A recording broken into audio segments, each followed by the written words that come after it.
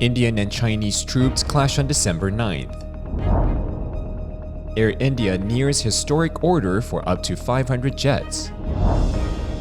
Coffee consumption to rise 1% to 2% per year. Volkswagen Skoda considers withdrawing from China.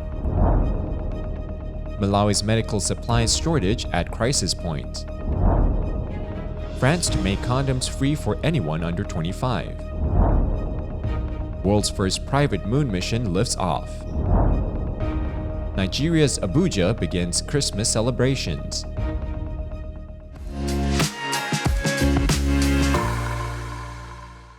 Hello, I'm Johnny. Thank you for joining us on FUNDAY News. It's Tuesday, December 13th, and here are your top stories.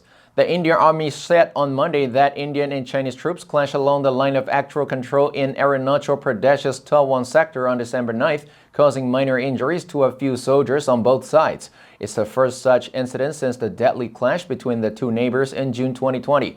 The Indian Express reported the face-off took place in the mountainous Yanzi region of eastern Talwan, where the Indian Army is in a dominant position.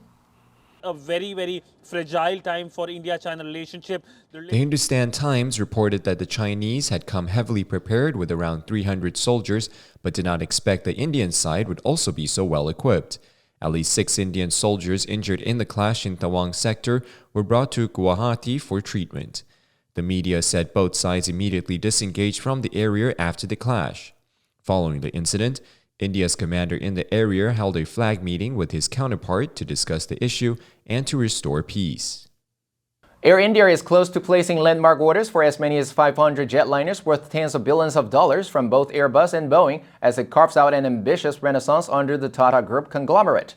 Industry sources said on Sunday that the orders include as many as 400 narrow-body jets and 100 or more wide-bodies, including dozens of Airbus A350s and Boeing 787s and 777s.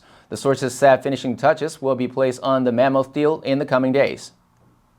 The media said that the potential blockbuster order comes days after Tata announced the merger of Air India with Vistara to create a bigger full-service carrier and strengthen its presence in domestic and international skies. That deal gives Tata a fleet of 218 aircrafts, cementing Air India as the country's largest international carrier and second largest in the domestic market after leader Indigo. Delivered over the next decade, the 500 jets would replace and expand fleets in the world's fastest-growing air travel market. According to International Coffee Organization Executive Director Venusia Nogueira, global consumption of coffee is likely to climb by 1% to 2% a year through the end of the decade, and about 25 million more 60-kilogram bags will be needed over the next 8 years. Nogueira said the world needs more of both Arabica and Robusta beans, but increases in Robusta production and demand will be higher. She said many markets are looking for fine Robusta. Traditional Arabica producers are also trying to grow Robusta amid global warming. According to Nogueira, the International Coffee Organization doesn't see Vietnam's global dominance of Robusta exports being hurt by Brazil's increased production of Conilon, because the extra output is to supply the South American country's soluble industry. As of now, Brazil is the world's largest Robusta exporter. Vietnam's Coffee Association said the country sees domestic coffee consumption rising 5% to 10% in the coming years, from the current 300,000 tons, which comprises 1,700,000 tons used for the instant coffee production.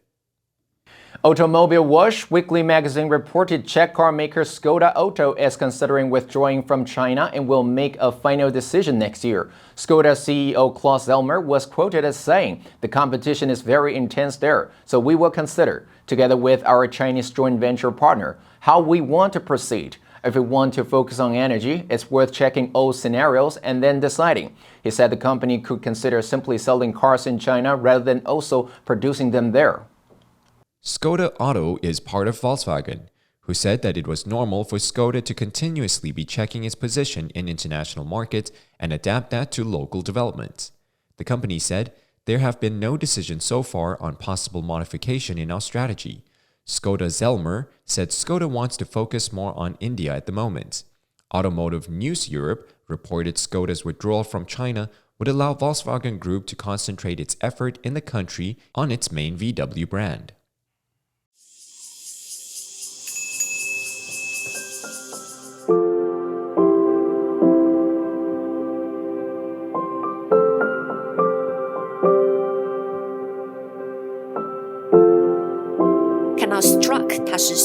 这动词的过去式。Strike a deal 就是签。学习，享受一个人的美好时光。FUNDAY 英语。The Guardian reported that the Brilla Maternity Hospital in Malawi's capital, Lilongwe, has faced temporary closures because they don't have equipment and supplies to work with.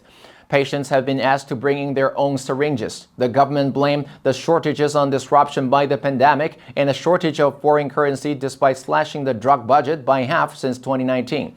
In May, Malawi Health Ministry officials admitted they would struggle to source essential drugs as there wasn't enough money. The Guardian reported last year how nearly half of Malawi's district hospitals had closed their theaters because of a lack of anesthetics. But now the Anesthesia Association of Malawi said hospitals cannot get drugs or are receiving expired medicine. Malawi Central Medical Stores Trust, which buys hospital supplies, said it cannot buy from suppliers because of a forex shortage. However, hospitals have to continue to receive patients from health centers simply because they don't have some essential supplies. French President Emmanuel Macron announced last Friday that France will make condoms free in pharmacies for anyone up to age 25 next year. The media reported that Macron had said last Thursday that condoms would be free in pharmacies for anyone 18 to 25 starting January 1st. But after a French TV presenter and others challenged him on social networks Friday over why the condom measure did not include minors, the president agreed to expand the program. The media said that the president's decision comes as the government says sexually transmitted diseases are on the rise among young people, and as this year's exceptional inflation is cutting especially deeply into the budgets of France's poorest. Macron tweeted that the announcement will exist alongside other health measures. They include free emergency contraception for all women in pharmacies and free STI screenings without a prescription, except HIV, to those under the age of 26. While only Russia, the US, and China have achieved so-called soft landings on the moon, a Tokyo company, iSpace, aimed for the moon with its own private lander on Sunday, blasting off atop a SpaceX rocket with the United Arab Emirates' first lunar rover and a robot from Japan that is designed to roll around up there in the gray dust. With Sunday's pre-dawn launch from the Cape Canaveral Space Force Station, iSpace is now on its way to becoming one of the world's first private entities to attempt a moon landing. 4, 3, 2, 1, ignition, liftoff. Sunday marked the 50th anniversary of astronauts' last lunar landing by Apollo 17's Eugene Cernan and Harrison Schmitt on December 11, 1972. The iSpace mission is called Hakuto, Japanese for White Rabbit. It will take nearly 5 months for the lander and its experiments to reach the moon. The iSpace lander will aim for Atlas Crater in the northeastern section of the moon's near side. In addition, the lander is carrying an orange-sized sphere from the Japanese Space Agency that will transform into a wheeled robot on the moon. African News reported people in Nigeria's capital, Abuja, have been getting into the festive spirit last weekend with the opening of an annual Christmas village in the center of the city. Since last Saturday evening, illuminations at a downtown five-star hotel park were lit up for the holiday season, and residents from all walks of life came to enjoy them.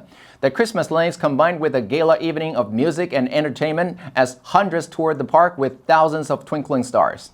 The media said that Nigerians have been faced with rising costs of living and fuel shortages this year, so the bright lights, which don't rely on the national electricity grid with its regular power cuts, were a welcome sight. A nurse said she's actually there to unwind and to put all the issues and challenges behind and just have fun. Entry for the Festival of Lights cost 3,500 naira, $7.86 for adults, while children get in free. The illumination will continue until December 31st, where an event is planned to welcome in the new year.